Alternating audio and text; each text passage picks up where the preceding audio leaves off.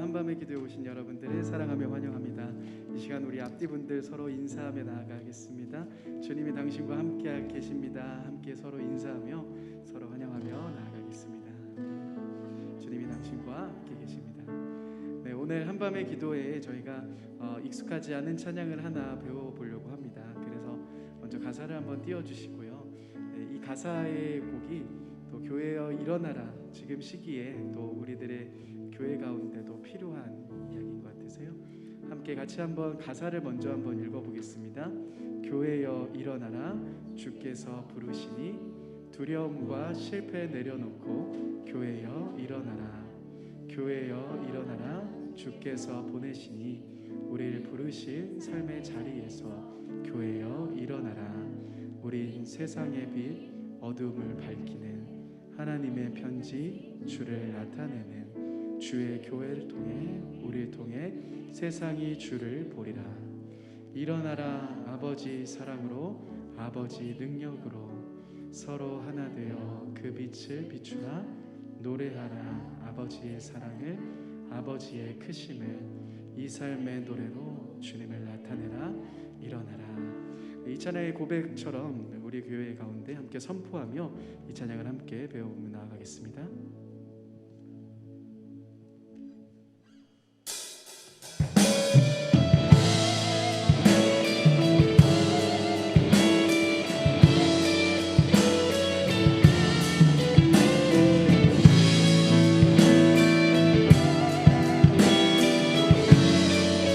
우리 함께 고백하겠습니다. 교회여 일어나라. 주께서 부르시니 두려움과 실패 내려놓고 교회여 일어나라. 주께서 보내시니 우리를 부르시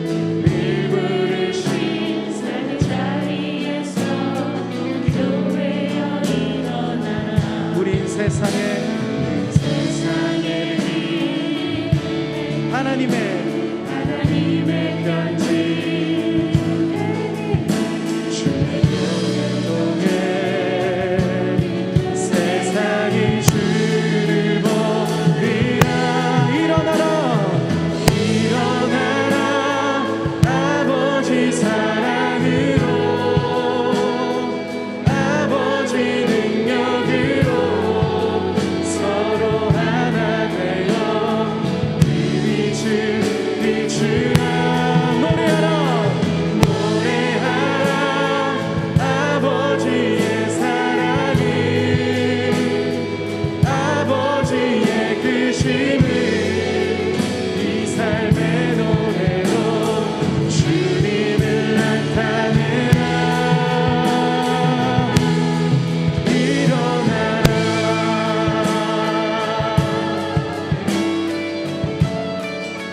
함께 고백하겠습니다. 교회여 일어나라. 교회여 일어나라. 주께서 부르시니 두려움과 실패 내려놓고 교회여 일어나라. 교회여 일어나라. 주님께서 우리를 보내십니다. 우리를 부르시 삶의 자리에서 교회여 일어나라. 우린 세상의 빛, 하나님의 편지, 주의 교회를 통해 세상이 주를 보리라. 일어나라, 일어나라,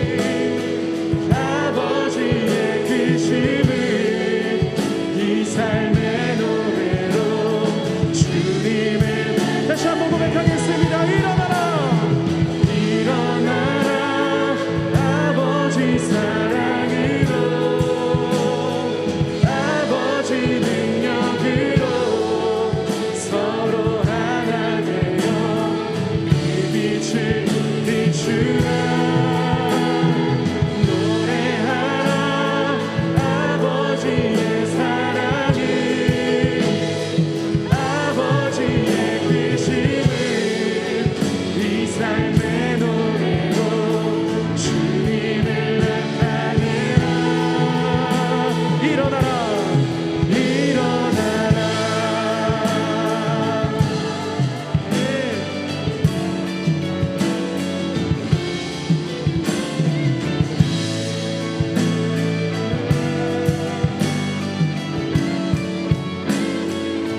우리 함께 고백하겠습니다. 일어나라 아버지 사랑으로 아버지 능력으로 서로 하나 되어 그 빛을 비추라. 노래하라 아버지의 사랑을 아버지의 크심을 이 삶의 노래로 주님을 다시 한번 고백하겠습니다. 일어나라 일어나라 아버지 사랑으로 아버지 능력으로 서로 하나 되어 그 빛을 비추라. 노래하라 아버지의 사랑을 아버지의 크심을 이 삶의 노래로 주님을 나타내라. 일어나라.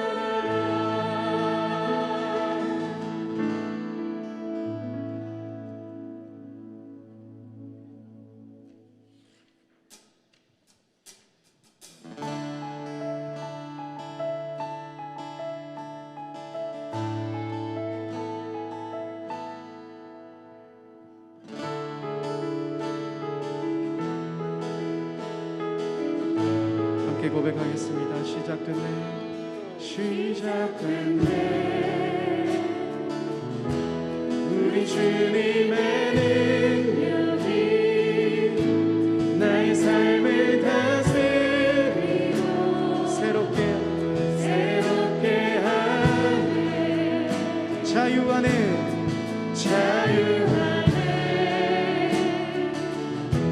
죄와 사망으로부터 나의 삶을 변화하라. 충만하네 은혜로다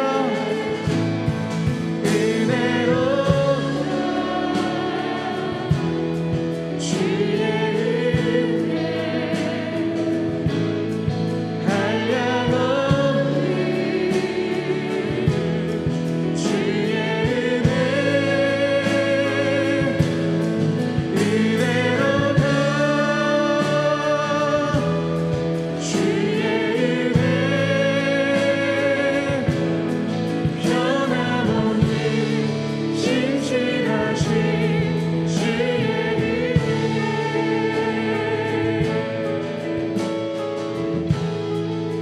함께 고백하겠습니다. 시작됐네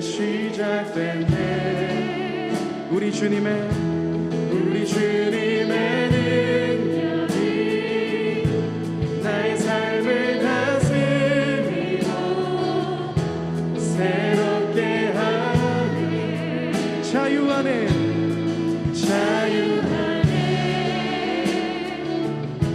죄와 사망으로부터 나의 삶을 변화하고 충만하네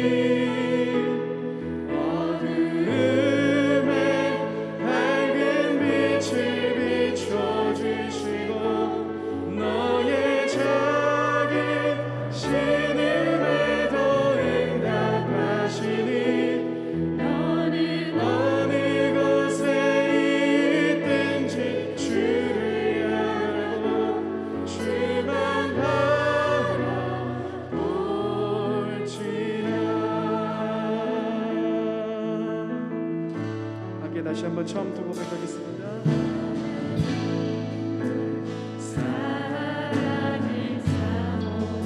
하나님의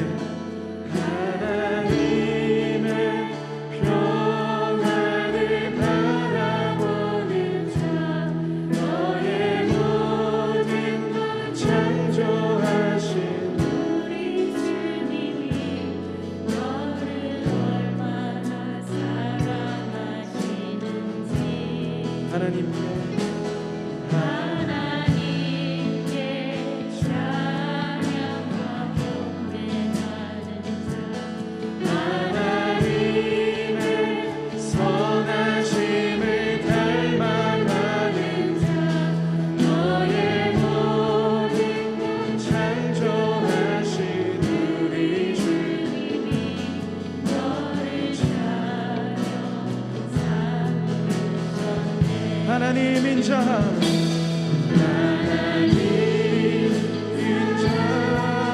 의 눈으로 너를 어느 때나 바라보시고 하나님인 자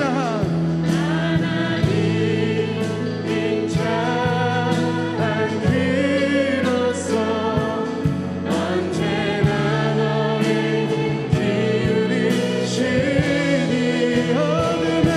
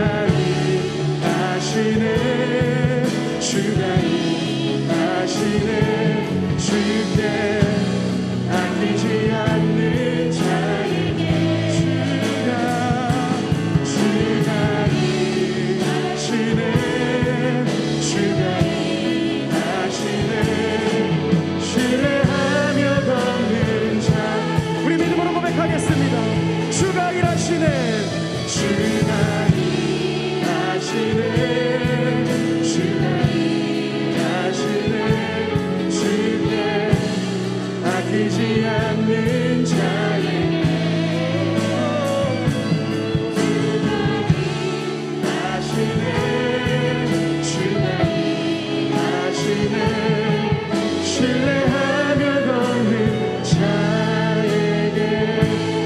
주가 일하시네 주가 일하시네 주가 일하시네 주께 아끼지 않는 자에게 주가 일하시네 주가 일하시네 신뢰하며 걷는 이 시간 함께 같이 한번 기도하며 나가겠습니다. 여러분, 주님이 여러분들의 삶 가운데, 주님이 여러분들의 가정 가운데, 주님이 여러분들의 산업 가운데 일하십니다. 주님이 우리 교회 가운데 일하십니다. 우리들이 넘어져 있는 것처럼 보일지라도, 우리들이 아무것도 할 수 없는 것처럼 보일지라도, 상황과 환경은 안 될지라도 주님이 우리를 일으키시며 주님이 일하심을 우리가 고백하며 나갔으면 좋겠습니다. 하나님, 나의 삶 가운데 일하여 주시며, 하나님 나의 가정 가운데 일하여 주시며, 우리 교회 가운데 일하여 달라고 이 시간 우리들의 모든 마음을 다해서 주님께 고백하며 함께 기도하며 나가겠습니다. 함께 기도하시겠습니다. 주님, 우리 교회 가운데, 하나님 우리 가정 가운데 일하여 주옵소서. 하나님, 상황과 환경이 안 될지라도 하나님 우리가 그 속에서 주님을 바라보며 나아갑니다. 주님을 더 깊이 예배하며 나아갑니다. 하나님, 우리들의 모든 상황과 환경을 바라보는 것이 아닌 오직 주님을 바라보며 나아갈 수 있도록 인도하여 주옵소서. 주여, 우리 가운데 임하여 주옵소서. 우리들의 모든 마음을 기우며 나아갑니다. 오 주님 임하소서. 오 주여 임하여 주옵소서. 우리들의 모든 마음을 주님께 올려드립니다. 우리들의 모든 삶을 주님께 올려드립니다. 하나님, 우리들의 가정 가운데, 주님 우리들의 산업 가운데, 하나님 우리 교회 가운데 상황과 환경이 아닐지라도 오직 주님이 일하시며 바라보며 나아갑니다. 주님이 하신 놀라운 일들을 찬양하며 나아갑니다. 우리 교회를 일으켜주시며 우리 교회를 세워주실 그 주님을 바라보며 나아갑니다. 우리 가운데 역사해 주시며 우리 가운데 주님이 일하여 주옵소서. 오 주님 일하여 주옵소서. 하나님, 우리 교회 가운데 임하여 주옵소서. 주여, 우리 교회 가운데 임하여 주옵소서. 주여, 우리들의 모든 마음을 기우며 나아갑니다. 우리의 모든 삶을 기우며 나아갑니다. 주여, 많은 우리들의 땅 가운데, 하나님 왕의 같은 우리들의 삶 가운데 하나님이 일으켜주시고 하나님이 세워주신 놀라운 일을 바라보며 나아갑니다. 주님 임하여 주옵소서. 주님 임하여 주옵소서. 우리들의 모든 마음을 깨우며 나아갑니다. 우리들의 모든 삶을 깨우며 나아갑니다. 주님이 일하실 것을 바라보며 나아갑니다. 우리들의 모든 삶 가운데 임하신 그 주님을 바라보며 나아갑니다. 오 주님 임하여 주옵소서. 오 주님 임하여 주옵소서. 오 주여 임하여 주옵소서. 주님 임하여 주옵소서.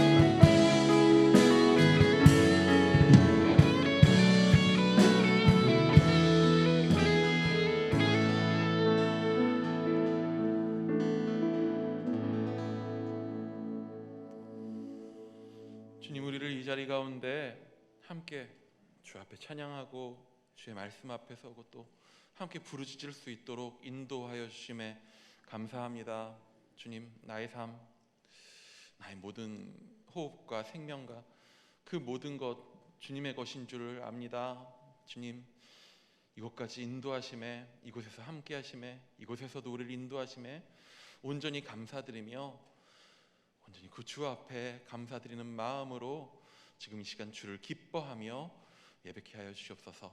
함께 하실 줄 믿사오며 예수님의 이름으로 기도드립니다. 아멘.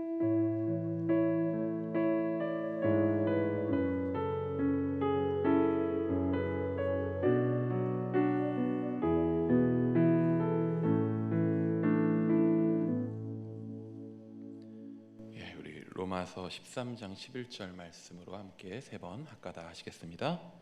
로마서 13장 11절 말씀. 또한 너희가 이 시기를 알거니와 자다가 깰 때가 벌써 되었으니 이는 이제 우리의 구원이 처음 믿을 때보다 가까웠음이라. 로마서 13장 11절 말씀. 로마서 13장 11절 말씀. 또한 너희가 이 시기를 알거니와 자다가 깰 때가 벌써 되었으니 이는 이제 우리의 구원이 처음 믿을 때보다 가까웠습니다. 로마서 13장 11절 말씀. 로마서 13장 11절 말씀. 또한 너희가 이 시기를 알거니와 자다가 깰 때가 벌써 되었으니 이는 이제 우리의 구원이 처음 믿을 때보다 가까웠습니다. 로마서 13장 11절 말씀. 아멘. 처음 믿을 때보다 더 가까웠습니다. 기뻐하시기 바랍니다. 오늘 우리에게 주어진 말씀은 창세기 12장 1절부터 3절까지의 말씀입니다. 창세기 12장 1절부터 3절까지의 말씀을 함께 보시겠습니다.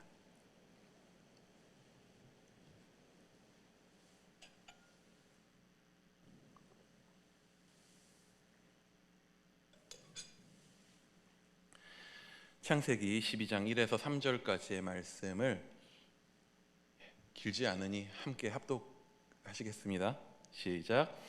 여호와께서 아브라함에게 이르시되 너는 너의 고향과 친척과 아버지의 집을 떠나 내가 내게 보여줄 땅으로 가라. 내가 너로 큰 민족을 이루고 내게 복을 주어 내 이름을 창대하게 하리니 너는 복이 될지라. 너를 축복하는 자에게는 내가 복을 내리고 너를 저주하는 자에게는 내가 저주하리니 땅의 모든 족속이 너로 말미암아 복을 얻을 것이라 하신지라. 아멘. 오늘 말씀 마치면 좀 많이 놀라실 수도 있습니다. 일찍 끝날 거거든요. 청소년부에서 제가 이 말을 항상 해요. 얘들아, 오늘은 일찍 끝내줄게. 이제 아이들이 아무도 저를 믿지 않습니다. 일찍 끝낸다고 얘기하고 단 한 번도 일찍 끝낸 적이 거의 없어가지고 아이들이 안 믿습니다. 오늘 와서 최 목사님 보고 오늘 진짜 빨리 끝날 겁니다 라고 얘기했어요. 안 믿는다고. 근데 오늘 진짜 조금 일찍 끝날 겁니다. 그 사람이요, 그 나이가 들면은 사람이 좀 현실적이 되죠. 제가 요즘에 즐겨보는 유튜브 채널 중에 하나에 닥터 프렌즈라고 하는 홍보인가요? 그런 채널이 있어요. 의사 3명, 친구인 의사 3명이 나와가지고 여러 가지 의학적인 얘기도 하고 하는 그런 건데, 거기서 그런 얘기들을 하더라고요. 나이가 들면서 공감되는 대상이 달라진다. 뭐냐면 아기 공룡 둘리, 혹시 저만 봤나요? 아기 공룡 둘리에 보면요, 아기 공룡 둘리가 사는 집의 집주인이 고길동 씨라고 있어요. 이름은 몰라도 생긴 건 거의 다 아시죠? 어릴 때만 해도 고길동이 참 나빠 보였어요. 어떻게 저렇게 애들한테 성질을 부리고 잡냐라고 생각했었거든요. 근데 나이가 드니까 고길동의 마음에 공감이 되는 거예요. 톰과 제리의 톰의 마음에 공감이 되는 거예요. 이러면 이제 나이가 든 것이라고 하더라고요. 어릴 때는 둘리랑 그 친구들이 막 장난치고 집 부수고 그러는 게 되게 재밌어 보였거든요. 근데 나이 들고 보니까 그 친구들, 둘리랑 걔네들을 집에서 내쫓지 않는 고길동 씨가 교회 다니나 보다, 성령의 열매를 다 맺은 사람이네 라는 생각이 막 들더라고요. 나 같았으면 벌써 경찰에 신고하고 가뒀어요, 걔네. 근데 참 대단한 사람이라는 생각이 들었습니다. 당장에 이 해피엔딩으로 끝나는 우리가 익숙한 동화들만 봐도 이 고지고대로 이제 보이지 않게 되는 거죠. 이 백설공주 이야기에 나오는 왕자, 이 사람이 과연 제정신인가라는 생각이 들더라고요. 어느 날 죽어서 누워있는 처음 보는 여자한테 키스를 한 거잖아요. 과연 그런 사람과 행복한 결혼 생활을 할 수 있을까? 제가 너무 많이 갔나요? 너무 이제 현실을 생각하니까 좀 그런 생각들이 들더라고요. 나홀로 집에 나온 주인공 케빈, 예전엔 귀여워 보였는데 세상에 악당들보다 걔가 더 악당 같아 보이더라고요. 어떻게 사람 얼굴에 다리미를 던지고. 근데 이러한 것들이 비단 동화의 이야기에만 속하는 것은 아닙니다. 이 애들이 이제 청소년기가 되면 추상적 사고를 할 줄 알게 되고 생각이라는 걸 하거든요. 자아가 성숙해가면서 이제 자신의 삶의 가치관으로 외부의 이야기를 비판적으로 바라볼 수 있는 능력이 생겨납니다. 그러다 보니까 한동안 사무엘하 본문으로 설교하는 게 너무 힘들었어요. 애들이 어릴 때만 해도 다윗은 어떻습니까? 다윗은 어떤 존재죠? 골리앗 앞에서도 믿음으로 싸운 그런 믿음의 용사 아닙니까? 억울한 일 앞에서도 옳은 길을 선택할 줄 아는 멋진 사람이었죠. 사무엘 상까지는 좋습니다. 근데 사무엘 하에 오면서 다윗의 어두운 부분들이 드러납니다. 애들이 이제 의문이 막 올라오는 거죠. 이 사람이 하나님이 선택한 사람이라고? 뭐 요즘 말로 하면 위력에 의한 성폭행에 살인 교사를 한 거 아닙니까? 이제 애들이 혼란이 오는 거죠. 그뿐 아닙니다. 죄진 이후에 다윗의 삶을 보면요, 이전의 삶에 비해서 너무나도 우울하고 처절해요. 자식이 자식을 범하고 자식이 자식을 죽이고 자식이 자신을 죽이려고 하고. 애들한테 얘들아 다윗과 같은 멋진 믿음의 사람이 되자 라는 말은 중고등부에서 이제 좀 어려운 것 같습니다. 애들이 너무 많은 걸 알아버렸어요. 다윗뿐만 아닙니다. 당장에 자녀를 가진 부모 입장으로 이런 생각을 할 수 있습니다.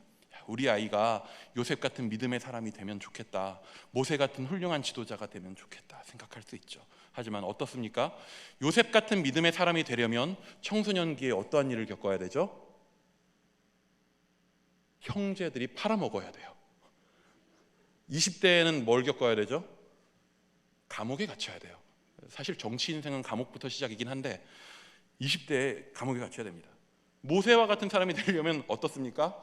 이 40대에 일단 사람 하나 패 죽이고 시작해야 돼요. 그리고 도망자로 40년 살다가 양치기가 돼서 80대에서 부름받습니다. 뭐 그럼 또 맡은 백성들은 쉽습니까? 백성들은 쉼없이 계속 사고를 치죠. 우리 아이가 요셉 같은 자녀 되길, 모세와 같은 자녀가 되길 쉬 바라실 수 있으신가요? 끄덕거리셨어요. 예. 우리가요 생각보다 믿음의 사람이 된다는 거, 믿음으로 오늘을 살아간다는 것에 대한 어떤 좀 막연한 상상을 하는 경우가 굉장히 많이 있어요. 좋아 보이는 모습들, 그러한 것들이 내 삶에 이루어지는 것들에 대한 좀 막연한 상상. 마치 어린 시절에 위인전을 보고 그를 롤모델로 삼아서 그 모습을 닮아가고자 했던 그런 방식으로 성경의 인물들을 보고 그 삶의 좋은 모습들이 나의 삶에 이루어지기를 기대합니다. 물론 그런 접근이 나쁜 것은 아니죠. 성경은 거기에 등장하는 인물들을 통해서 분명하게 우리에게 교훈하고 있습니다. 하지만 성경은 우리가 보던 위인전들보다 훨씬 적나라하고 현실적이죠. 어떤 사람을 다룸에 있어서 그 사람이 아무리 후대에 칭송받는 인물이라고 할지라도 그의 삶의 밝은 부분만을 비추질 않아요. 후대의 믿음의 사람으로 칭송받는 인물임에도 그의 실패와 좌절과 치부들을 감추지 않고 막 드러내서 보여줍니다. 왜 그럴까요? 베드로가 마가복음 보면 짜증내지 않을까요? 나를 이렇게까지 그리다니. 왜 그럴까요?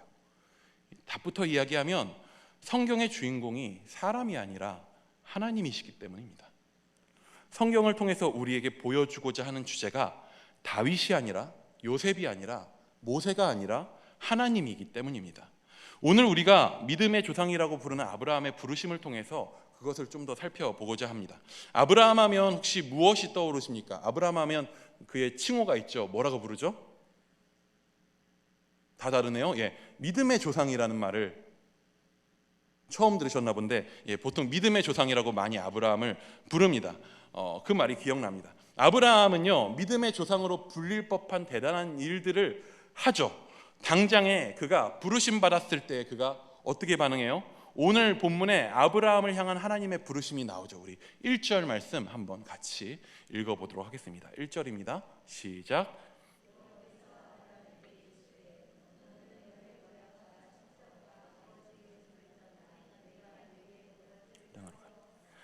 하나님께서 아브라함을 부르십니다. 근데 그 부르심은 이게 마냥 즐거울 수 있는 이야기가 아니죠. 착출하셨는데 어디 대학에 갖다 붙인 게 아니라 어디 좋은 권위가 있는 자리에 붙인 게 아니라 그냥 이사를 시키셨어요. 고향을 떠나라고 합니다. 친척과 아버지의 집을 떠나라고 합니다.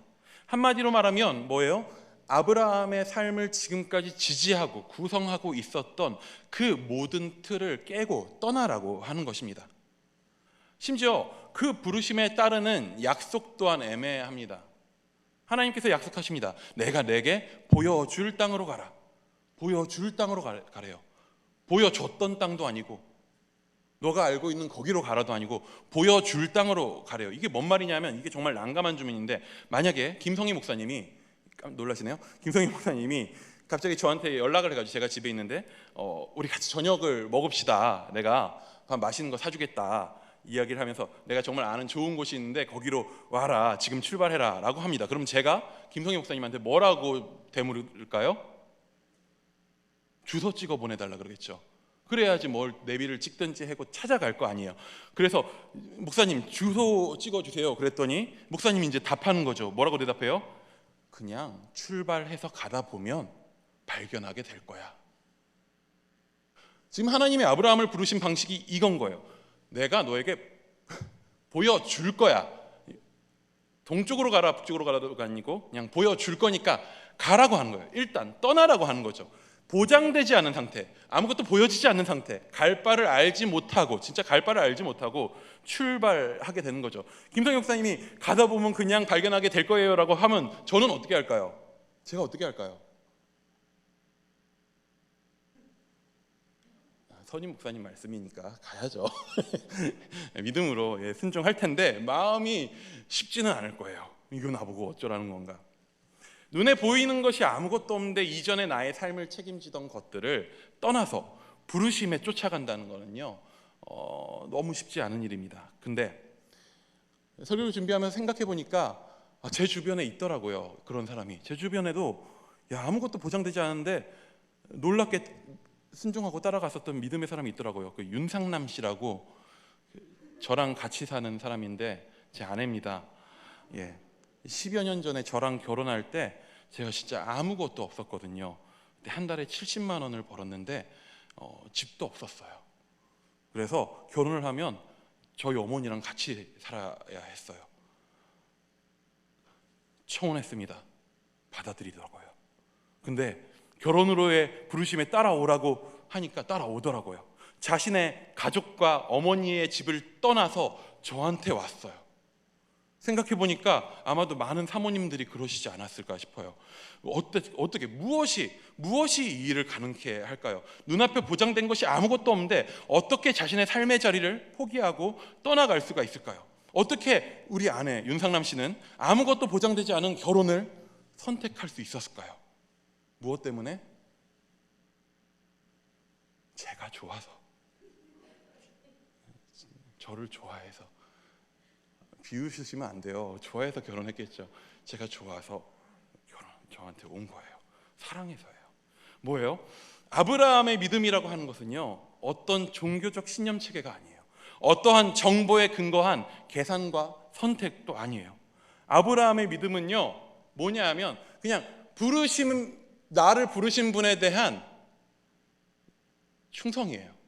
나를 부르신 분이 좋은 거예요. 나를 부르신 분이 너무 고맙고 사랑스러운 거예요.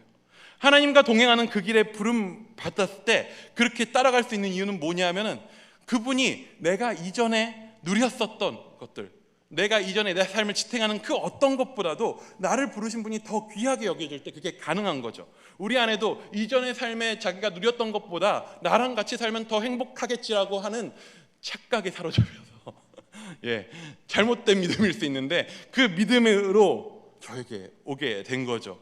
과거에 누리던 것을 다 포기하더라도 나를 부르신 분과 함께 할 수 있다면 그것으로 만족할 수 있는 마음. 성경에 나오는 믿음의 사람이라는 것은요, 이런 존재예요. 부름받은 사람들, 하나님과 동행하는 그 길에 부름받은 존재들. 믿음은요, 이전에 내가 의지하고 살던 모든 것에서 떠나는 것입니다. 부르신 분이 좋아서, 그리고 부르신 분만을 의지하면서 새로운 삶의 방식으로 살아가는 거예요. 그렇기에 하나님의 부르심은요, 뭐라고 부를 수 있냐면 세상으로부터의 부르심이에요. 이전에 내가 자리를 피하고 내 생명을 의지하고 털을 잡고 살아있었던 그 세상으로부터, 내 생존을 의존했었던 세상으로부터의 부르심, 세상에서 하나님으로 주소를 옮기는 부르심. 하나님이 아브라함을 부르시고자 한 마음이 그거였어요. 하나님이 오늘 우리를 그리스도인으로 부르신 마음 또한 같습니다. 뭐냐 하면 부름받기 전에 아브라함이 살던 곳이 어디였나요? 갈대아 우르였어요. 사실 바벨탑이 지어진 곳으로 멀지 않는, 그의 아버지의 집은 뭘 하는 집이었죠? 우상을 만드는 집이었어요. 하나님은 아브라함이 하나님을 떠나 죄와 저주 가운데 있는 세상 속에서 그가 거기에서 의존하며 거기에서 살아가기를 원치 않으셨어요.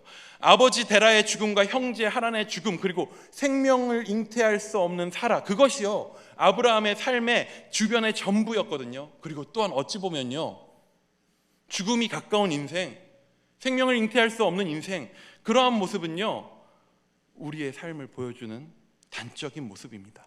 우리는요 살아있지만 어떻게 보면 우리의 삶은 죽음 가운데 있죠.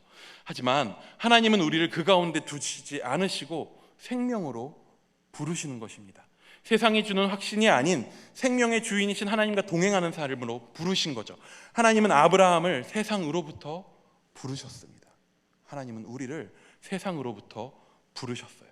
우리 또한 그와 동일한 은혜를 누리고 삽니다. 교회라는 이름의 뜻이 그렇습니다. 교회의 헬라어, 우리가 너무나도 잘 아는 에클레시아라고 하는 그 단어가 불러내어진 사람들이라는 의미죠. 하나님께서는 아브라함을 그리고 우리를 세상으로부터 부르셨습니다. 그런데 하나님의 부르심은 여기가 끝이 아닙니다. 오늘 아브라함을 부르시는 하나님의 말씀은요, 아브라함 한 개인을 구출하는 것에 대한 이야기가 아니에요. 사실 그것은 더 큰 무언가를 위한 시작일 뿐인 거죠. 우리 2절 말씀 한번 같이 보도록 하겠습니다. 2절입니다. 시작.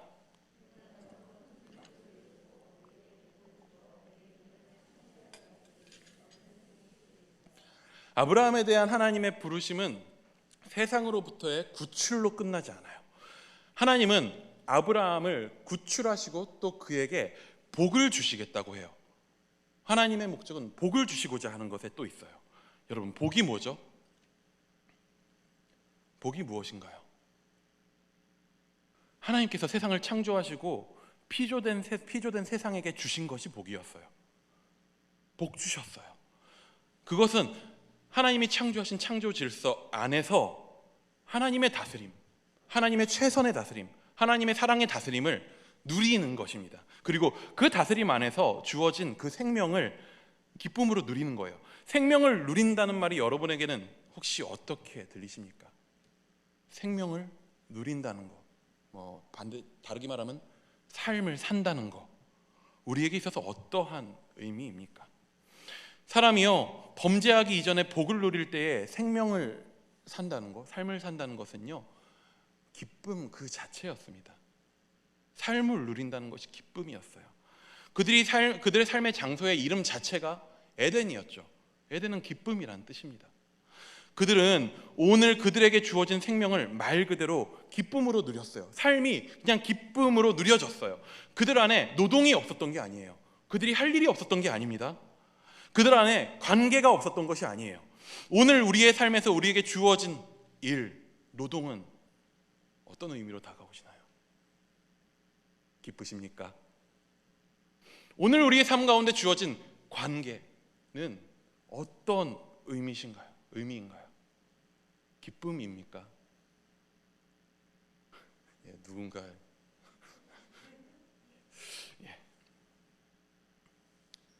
사람이 죄를 지었을 때 이전에 기쁨으로 누리던 삶은요, 고통으로 변질이 돼버렸어요. 복을 누렸는데, 기쁨으로 누렸는데 고통으로 변질이 됐어요. 생존을 위한 어쩔 수 없는 투쟁이 됐어요.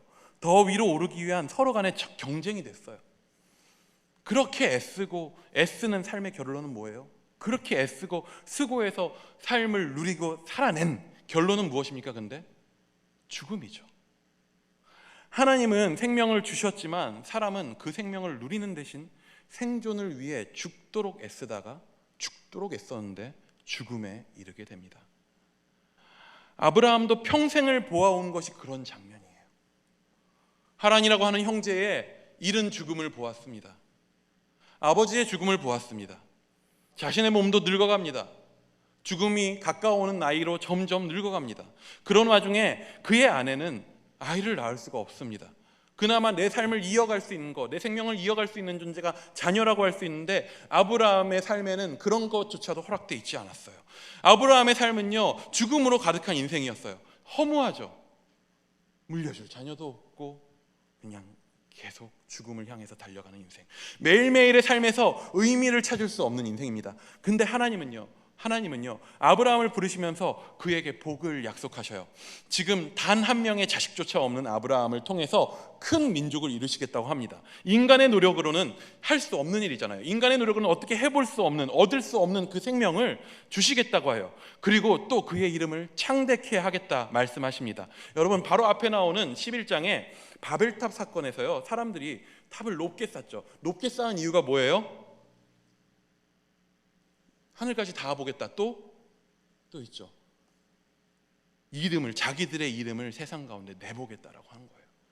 사람이요, 명예를 얻기 위해서, 안전을 얻기 위해서, 삶의 어떠한 의미를 이루어내기 위해서 끊임없이 수고하고 애써요. 사람이 그렇게 죽도록 애쓰나 사람은 절대로 그것을 온전하게 이루지 못합니다. 근데 하나님은 아브라함에게 자신이 주시는 복으로 그것을 이루게 하셔요. 여러분, 복은 무엇입니까? 복이 뭐냐면요, 하나님이 주시는 것으로 사는 것이 복입니다. 동의하지 않으시나 보네요. 하나님이 주시는 것을 인정하고 누리며 사는 것이 복입니다. 확실한 것이 있는데요, 뭐냐면요, 우리는 복받은 사람들이라는 것입니다. 더 동의가 안 되시나 보네요. 여러분, 우리는 복받은 사람입니다. 하나님 어떤 분인지 아세요? 알지 않나요? 하나님이 어떤 분인지를 알고, 그분이 나를 위해서 어떠한 일들까지 하셨는지를 알고, 그리고 그 사랑 안에서 오늘 호흡과 삶을 그분이 허락하셨고, 사실 그 모습과 모양이 어떠하든 내 눈앞에 내가 기대한 어떠한 결과가 없을지라도 그럼에도 불구하고 그분이 나를 포기하지 않고 끝까지 인도하고 계시다는 것을 아는 것, 인정하는 것, 그리고 결국 그분이 나의 삶을 그분의 최선의 뜻으로 인도하신다는 사실 안에 살아가는 것, 하나님을 아는 것, 하나님과 동행하는 것이 여러분 우리의 복입니다. 그런데 오늘 아브라함을 향한 하나님의 부름은 또 거기서 끝나지 않습니다. 우리 3절도 한번 같이 보시겠습니다. 3절입니다. 시작.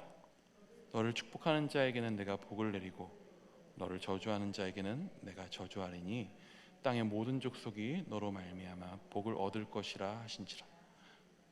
하나님께서 아브라함을 구출하셨어요. 그리고 죄와 저주의 세상 속에서 하나님과 동행하는 삶으로 부르셨습니다. 그 안에서요, 아브라함은 복된 삶을 살아갑니다. 그런데 그 복은요, 아브라함 개인에 머무르질 않아요. 앞에서 이야기한 대로 인류는요, 죄 가운데, 저주 가운데 있었습니다. 창세기 3장부터 11장까지의 내용은요, 죄와 저주 가운데 있는 인류가 어디까지 떨어질 수 있는가 라고 하는 것을 우리에게 보여줍니다.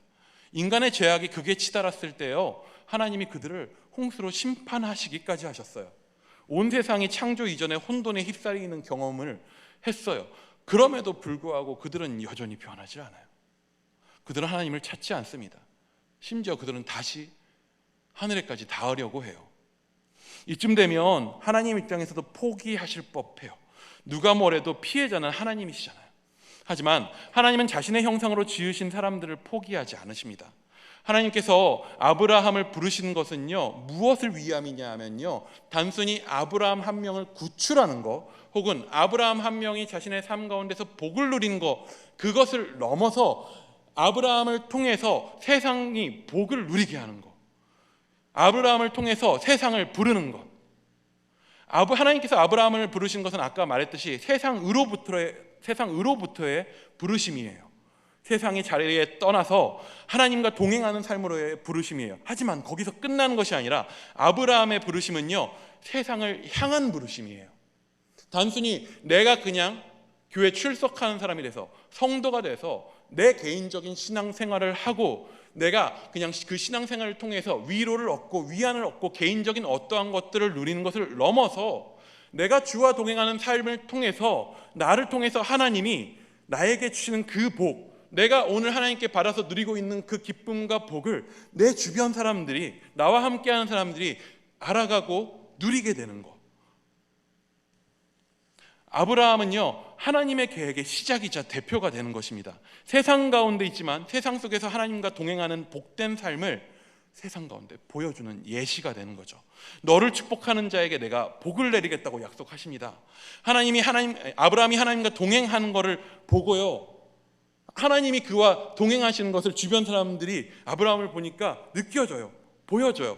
그래서 그의 삶을 인정하고 그를 축복하는 사람들이 있어요. 아브라함뿐만 아니죠. 창세기 전체를 보면요, 이삭과 야곱 그리고 요셉에 이르기까지 그러한 사람들이 있었어요. 그들은요, 아브라함과 함께 그의 후손들이 하나님과 동행하는 모습을 보고 그들을 선대했고, 그 결과 그들이 누리는 복을 함께 누리게 돼요. 요셉이 백부장 친위대장 집에서 일하게 되니까 그와 하나님이 함께 하시는 걸 보고 그가 그 집을 부흥시켜요. 요셉이 감옥에 갔는데 하나님이 그와 함께 하시니까 그 주변에 있는 사람들이 평안을 누려요. 그리고 이러한 모습은 창세기 안에서 그 복은요, 요셉의 때에 가서 절정을 이뤄요. 뭐냐 하면 7년의 흉년이라고 하는 죽음의 저주 앞에 놓여 있었던 애굽과 그 주변 모든 민족들이요, 요셉을 통해서 생명을 지키는, 생명을 누리는 복을 얻게 됩니다. 하나님께서는요, 아브라함을 부르셔서 짧게는 그의 삶 속에서 주변의 복을 누리게 하시고, 좀 더 길게는 고대 근동 지역의 수많은 생명들을 구하셔요. 그리고 더 나아가 하나님은요, 아브라함의 후손을 통하여서 이스라엘이라는 민족을 이루셔서 주변 민족들 가운데 하나님을 섬기는 복을 보이려고 하셔요. 끝에는 예수 그리스도를 통해서 지금 우리에게까지 그 복을 누리게 하셨습니다. 그리고 이러한 부르심은요, 오늘 우리에게 동일하게 주어져 있습니다.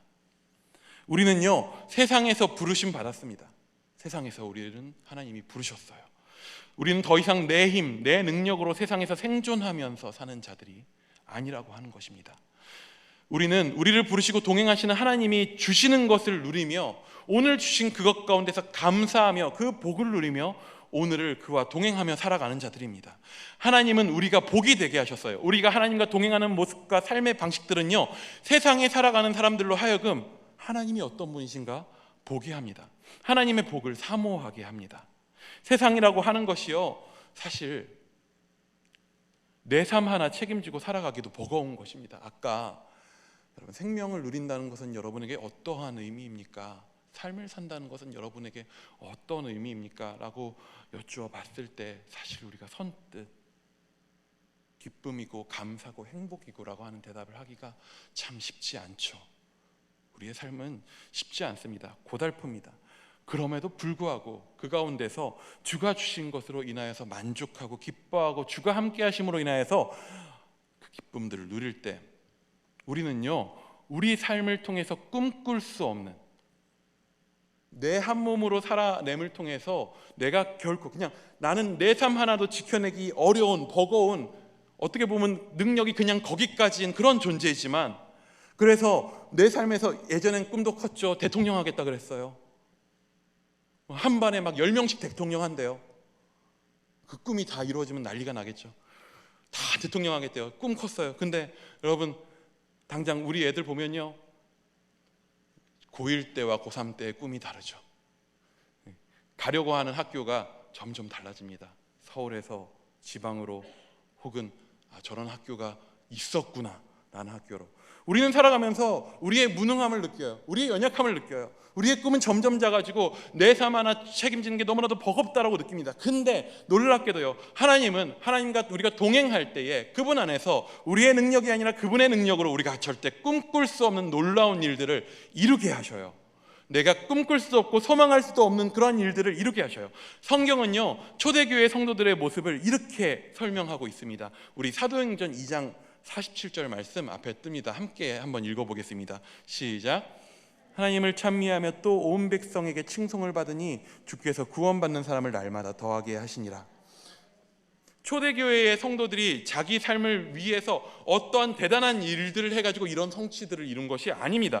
그들은요, 예수 그리스도로 인해서 자신들이 누리게 된 복으로 인해서 하나님 앞에 찬미하는 자들이었어요. 이 사람들 그렇게 부유하지도 않아요. 잘 살지 않습니다. 삶이 평탄하지 않아요. 로마의 식민지인 예루살렘 안에서, 이스라엘 안에서 뭐가 그렇게 평안하고 즐겁겠습니까? 근데 그들에게 주어진 구원, 그들에게 임한 성령으로 인해서 그들 가운데 기쁨이 넘치니까 그들이 찬미하는 자들이 됩니다. 그리고 그들은 그 기쁨으로 함께 모여서 떡을 떼요. 그들이 함께 성도들 가운데서 가난한 자들이 있으면 그 필요에 따라서 자신의 것을 나눠요. 주와 동행하는, 복을 누리며 동행하는 그 삶의 방식으로 삶을 바꾸어서 살아가요. 그러니까 어떠한 일들이, 어떤 결과가 이루어지느냐? 주께서 구원받는 사람을 날마다 더하게 하신대요. 복이, 그들 가운데 임한 복이 번져나가요. 지난주 원목사님이 한밤의 기도의 설교 말미에 이런 말을 했어요. 마치 다음 주에 11월 달에 어떤 설교들을 할 줄 알고 예고처럼 얘기를 하시더라고요. 이런 얘기를 했습니다. 공동체가 함께 사랑하는 것이 선교입니다. 선교는 멀리서부터가 아닙니다. 선교는 해외에 나가야지만 선교가 아닙니다. 진정한 선교의 시작은 바로 내가 속해 있는 공동체 지체 한 명 한 명 사랑할 때 선교가 시작되는 것입니다. 너희가 서로 사랑할 때 너희가 내 제자인 줄 알리라 말씀하셨습니다.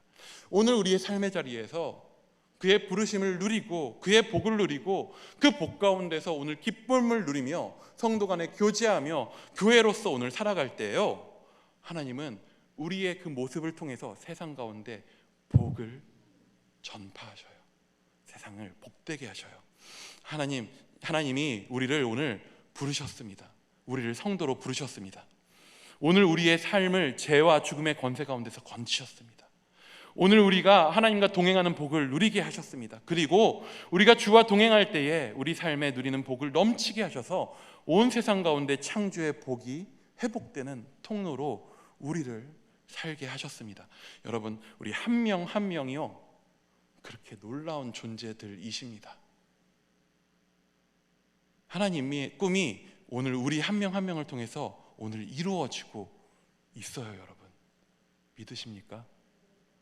이게 아멘이 참 쉽지 않은 것이,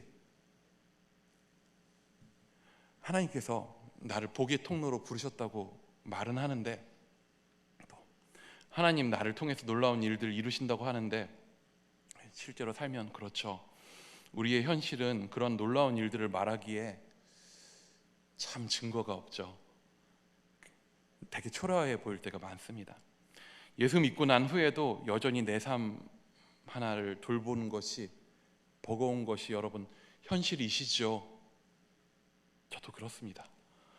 내가 예수 믿고 내 사업의 문제가 해결되고 내 학업의 문제가 해결되고 내 자녀의 문제가 해결됐다고 그렇게 자신 있게 사람들한테 말할 수 있으면 좋겠는데, 정말 그런 일들 참 가뭄에 콩나듯이 하죠.